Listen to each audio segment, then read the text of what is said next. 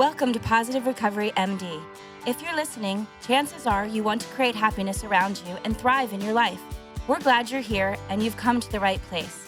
This podcast will inspire and motivate you to not merely survive your recovery journey, we'll give you the tools to build or strengthen your foundation to thrive and flourish in your life. Each week, we'll come together as a community to have authentic conversations around addiction, recovery, and what matters. Growth and progress, not perfection.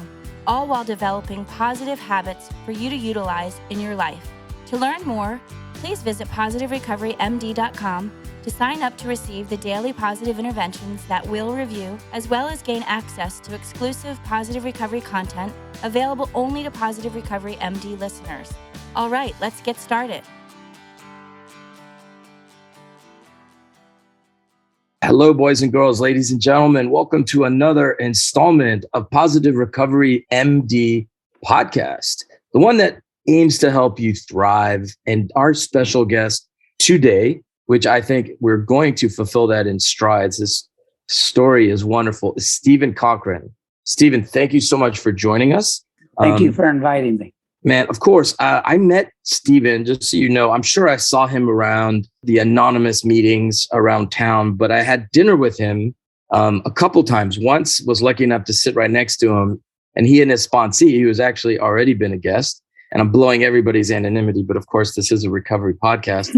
I was just kind of blown away by his essence, by his sort of driven goodness, if you will. And this is just a common thing among people who recognize the gift of a second chance and turn their energy more outward than inward, if that makes any sense.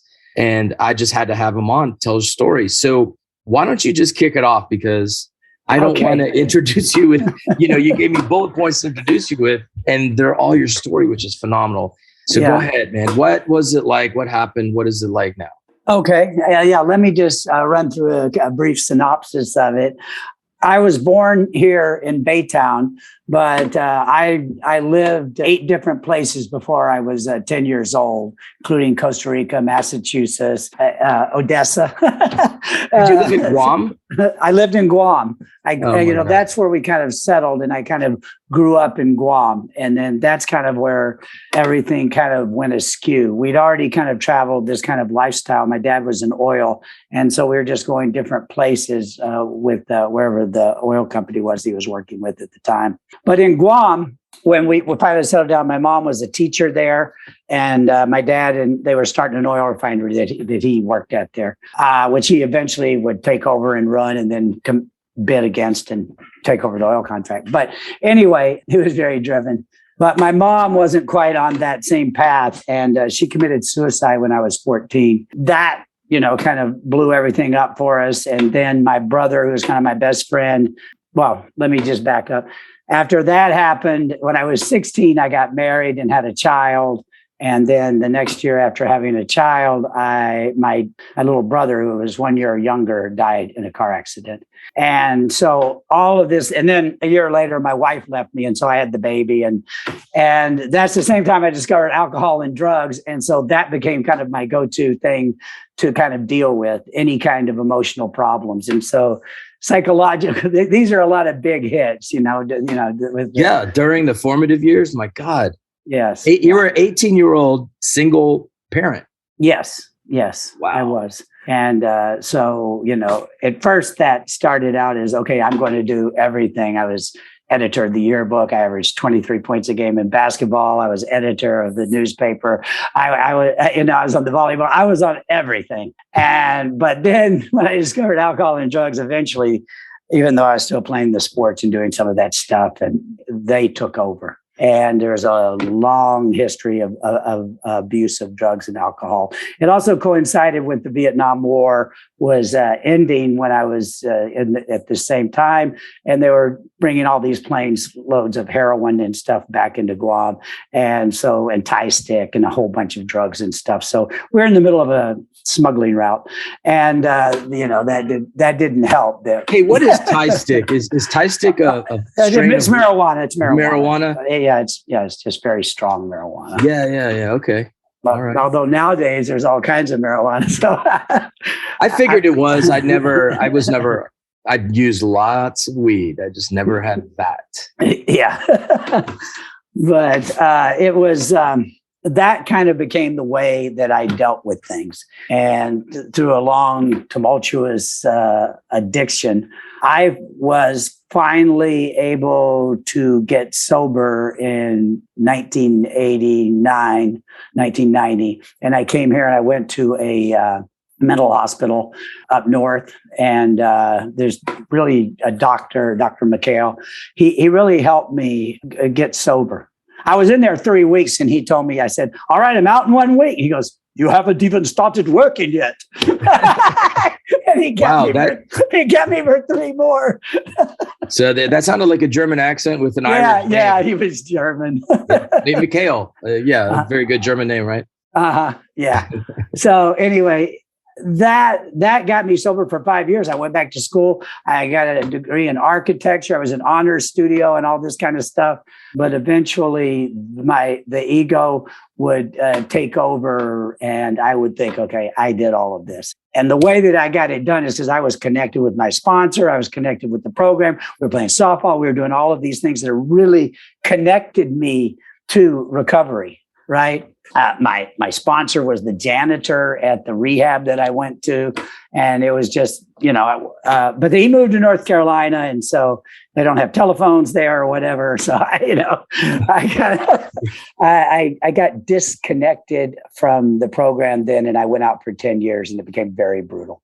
I went through a lot of rehabs. I went through like 6 rehabs. I went to jail many times. I ended up, I went to, took ambulance rides. I don't remember. Fun fact, they bill you for those. Oh, yeah. I know. Yeah. You flatlined, right? I flatlined. And, the saddest, weirdest thing about that was after that happened, when I woke up, it was like, I wasn't even mad that I didn't die. And I wasn't happy that I lived. I was apathetical. And that's sure. that's the worst thing of all. It's just not to care one way or the other. And so, shortly after all of this kind of stuff happened, I got reconnected at the Post Oak Club. And over time, I started to really build a life and build a connection. And what it really was is there was this energy around the people there. There was a group of us, probably about a dozen of us, that were going there like we would go to 8 o'clock rocks at POC, or we would go to the Dirty 930 at Primary Purpose. And we just kind of built this life around this whole, around being afraid of the night.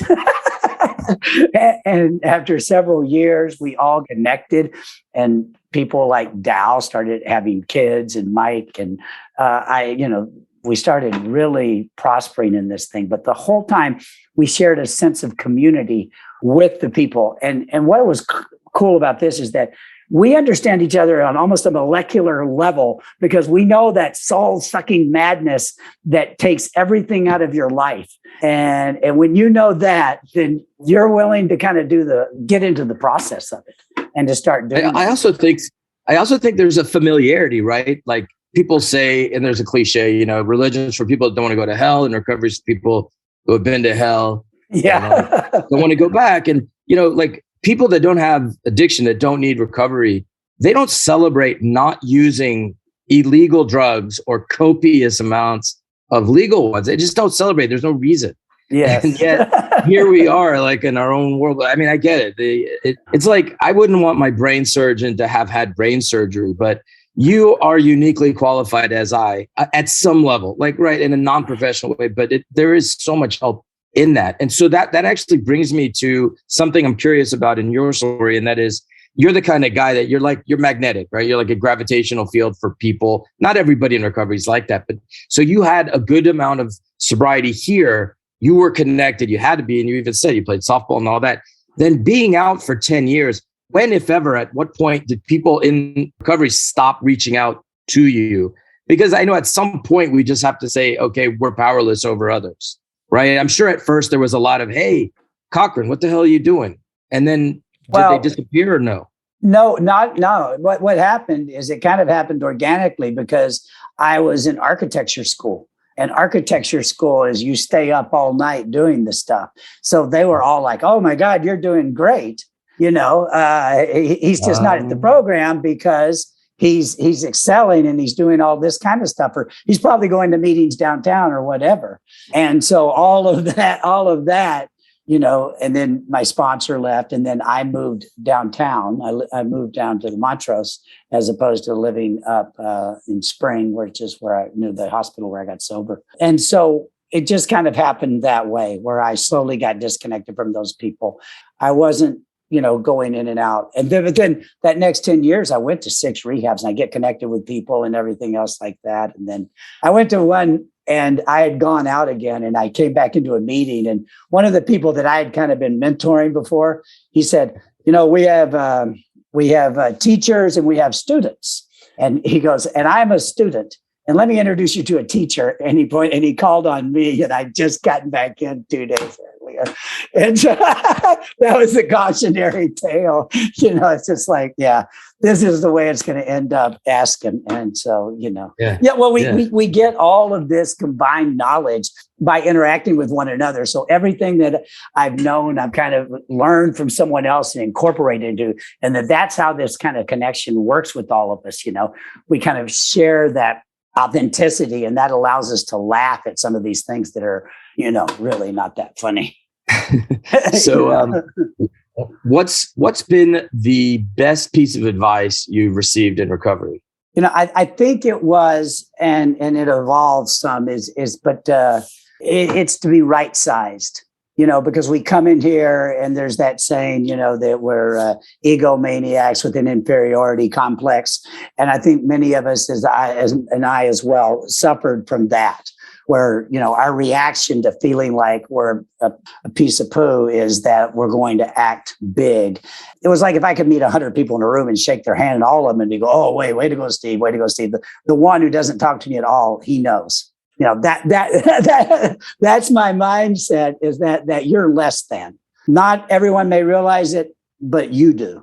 And that came from my mother coming in and says, "Well, why would my mom leave me?" Well, clearly because she was stressed out. My dad's cheating and all this kind of stuff, which is, not a reason to commit suicide, but she was having a mental breakdown that I thought was, as a kid, you take it on yourself.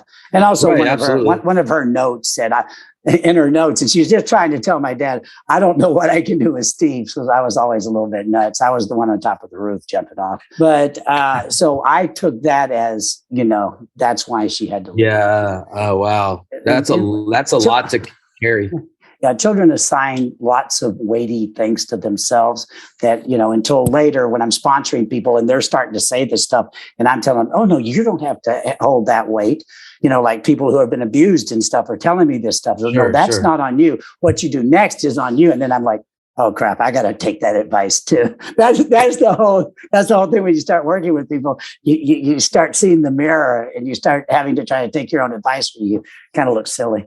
Yeah, that's great. I think that's a lot how group therapy works in one sense, is like, even if you're not the one sharing, hearing other people process something affords us an opportunity to sort of identify emotions and make connections. Like, you listening to someone else do their work caused you to do the work. That's the type of thing that I think is like so valuable about just, groups being together. What's been the most surprising thing in recovery at any point? It could be the first run, the second run, whatever.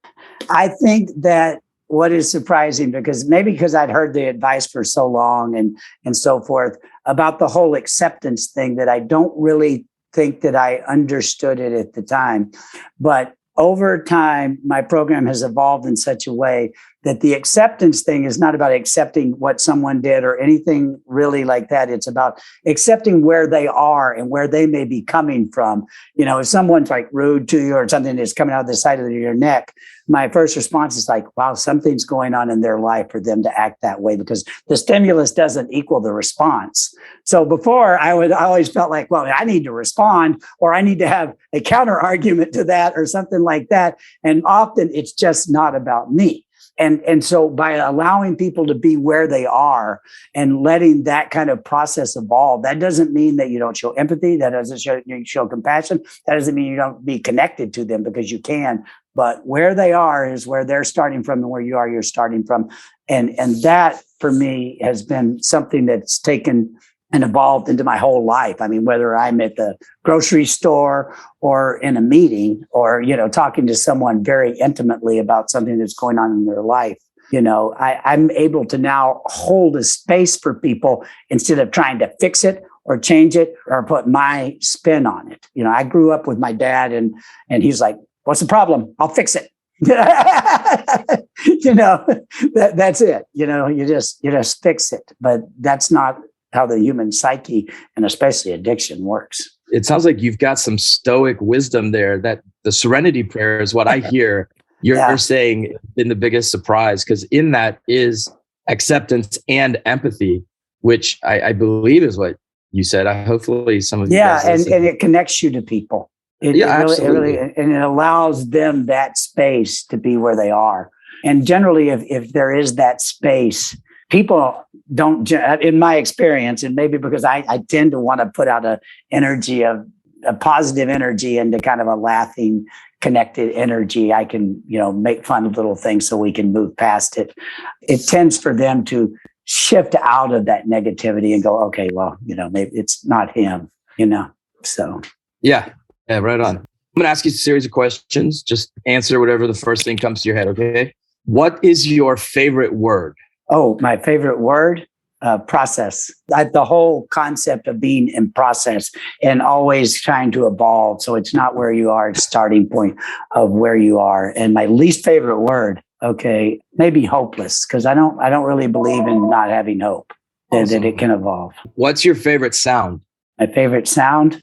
Right now, I would just say maybe it's just sitting and listening to the wind in kind of a still environment. We go up to Park City all the time, and it's in the mountains. It's just super meditative. So if you're walking around out there and you just kind of hear the wind and in nature, it kind of brings you to we babysit the kids all the time, so it's nice. What's your least favorite sound? No. What turns you on? What turns me on? I think laughter. I think laughter and being connected through joy. That's what. Yeah, I agree. Yeah, and you spread a lot of that around. What what turns you off? What turns me off? I think fear. Fear is something that I lived a lot of my life in, that I didn't realize I was living a lot of my life in, and so I really I don't want to live in fear. And so I want to have the courage to walk through that fear. I don't think that we're ever not going to have fear, but I think that the idea of living in fear is painful. I don't want to go in that full flight from reality thing that I spent some of my formative years doing. Yeah, I love that. There's two acronyms for fear that I like. One is future events appearing real, and the other one is F everything and run. Yes. Yeah. All right. What vocation, like in an alternate universe, what vocation would you just think would you love to have a stab at? Let me put it that way. I'm an architect, and I wanted to be an architect since I was a child, playing in the dirt, building things. And so that really, I'm like one of those people who can touch stone and like, oh, the texture, so it really is something that touches me. But I would love to do some kind of travel stuff like Anthony Bourdain, although clearly he needed... not the end. Yeah, not the end, because I think it got sad for him and he got too caught up in here. But what a beautiful life, trying to connect people through food and culture and acceptance of that. And so, traveling, I love travel. I think that it opens our minds and our hearts. I've been to meetings all over the world, and just to see that, I've said the Serenity Prayer in French in Cambodia. It's wild, but there's a connection that we all share all over the world, a human connection, and it's beautiful. And on the same token, what vocation would you loathe doing if you had to do? What I loathe doing? I don't know, maybe prison guard or something, to see people locked up. Although, I really like to think that no matter what the vocation was, I would like to find the beauty and the heart in that thing. And, if you can do that, I think that generally we are bigger than the vocation. Yeah. Okay. Yeah. Good answer. Or at some point, politician, maybe. yeah. That comes up quite a bit. So assuming there's a God, when you die, what would you like to hear come out of God's mouth at the pearly gates? So at the pearly gates? Yeah. What would you want to hear God say to you? Your friends are here. Awesome. All right. That's great. So at Positive Recovery, we also review a positive intervention from the Positive Recovery Daily Guide. This is an intentional activity meant to enhance areas that you find human happiness, which is positivity, engagement, relationship, meaning, and achievement. Today, we're doing a PI from day 13. It says the hardest arithmetic to master is that which enables us to count our blessings. Eric Hoffer said that quote. And the PI is focus on one thing you usually take for granted and mindfully approach it from an attitude of gratitude. Tonight, journal about any new insights gained from applying the day to appreciating that one thing.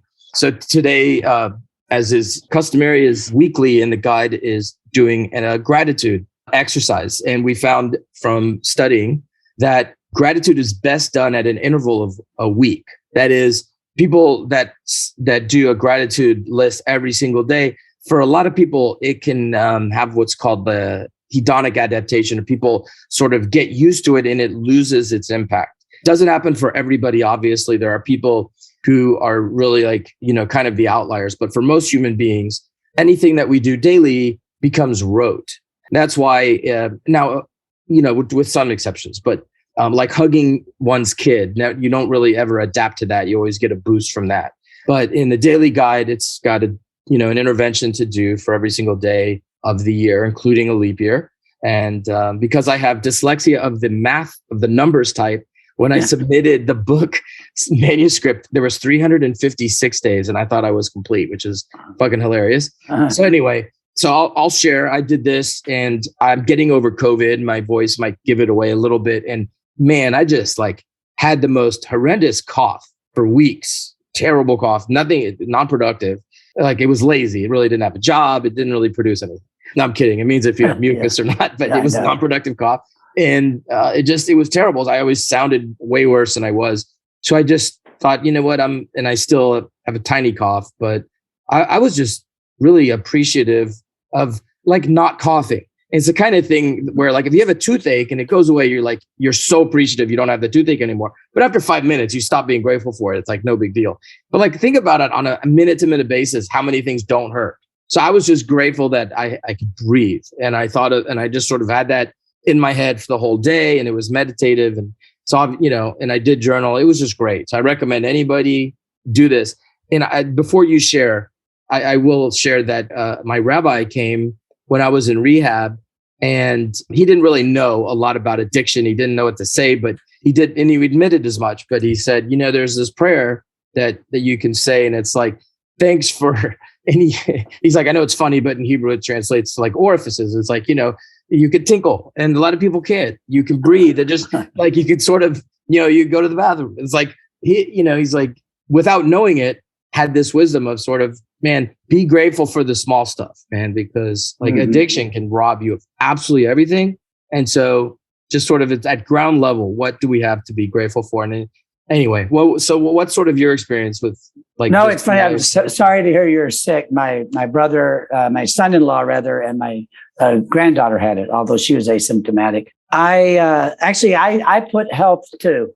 And the health reason is because of, I had a shoulder surgery this year, which kind of put me out for 5 months and stuff like that. And funny enough, yesterday I got diagnosed with kind of a skin cancer thing here. Oh, and so I would have to deal with that. But all of these things are small because I'm walking upright. I mentioned those ambulance rides and all that kind of stuff from before.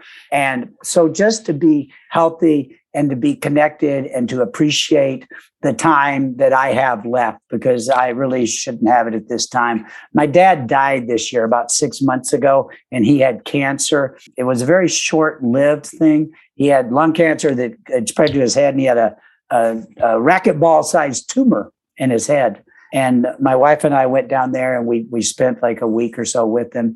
And it was the most beautiful time I've ever had in my life with my dad. I've had some good times with my dad. I'm very close. Like I said, my mom died when I was 14, so it's just dad. He was a workaholic. He's how about those rockets, dad. But I spent that month with it, and it really connected us. He was so vulnerable and real. He was having this brain surgery, and I told him, I said, do you remember when you were in high school and you got your teeth knocked out on the 1 yard line of that football game? And he goes, yeah, I remember that. And I go, what happened? He goes, I scored on the next play. And so he just lit up, even though he was terrified of dying. This energy came up, and he went through that surgery, and he came out the next day, and he making jokes, I'm alive, and all this kind of stuff. And it was just a beautiful moment. He died a week later in rehab. He just kind of fainted and didn't wake up, but he would have hated to suffer. And so I see that if we are available in those moments and we connect like that, it's not about what could have been or this. It's really about being fully present and connected on a molecular level with another human being. And if we open up that way, and that's the beauty of this program, is that we got everything sucked out of us. And so we become kind of open vessels, and so that we can connect. And when we connect with these, are like when I talk with Dow, of course, we're joking and messing around with the kids and whatever most of the time, but it's so easy just to get connected to another man or a woman like this. And that is such a huge blessing. This program gave me that time with my dad. It's linear. Man, that is, wow, I'm blown away. And our editors are named Elaine and Cody. And I can't remember all that. You just dropped some heavy ass wisdom. I was like, okay, I want to remember what he said, but I want to stay present. So I just was like, okay, whatever. I think that we could come up with a great title from what you just said. Something about like whatever preceded, and like it's about connecting on a molecular level. It was bad ass, man. Thank you so much for dropping all that with us today, for spending time with us, man. And I know our listeners and viewers are going to, I think, get sparked at least enough to take a pause and appreciate that which we have in the moment. And Stephen, thank you so much for joining us. And thank you, man. Remember, everybody, that this is not a dress rehearsal. Take care of yourselves and others. This is all we got. Until next time. Thank you for listening to this episode of Positive Recovery MD. Don't forget to visit positiverecoverymd.com to sign up to get your daily positive intervention sent straight to your inbox. Be sure to subscribe to Positive Recovery MD on Apple Podcasts or wherever you listen to your podcasts to receive an automatic download when a new episode drops. And as always, if you or someone you know needs help, visit positiverecovery.com or call 877-4-SOBRIETY, which is 877-476-2743. We are here to help.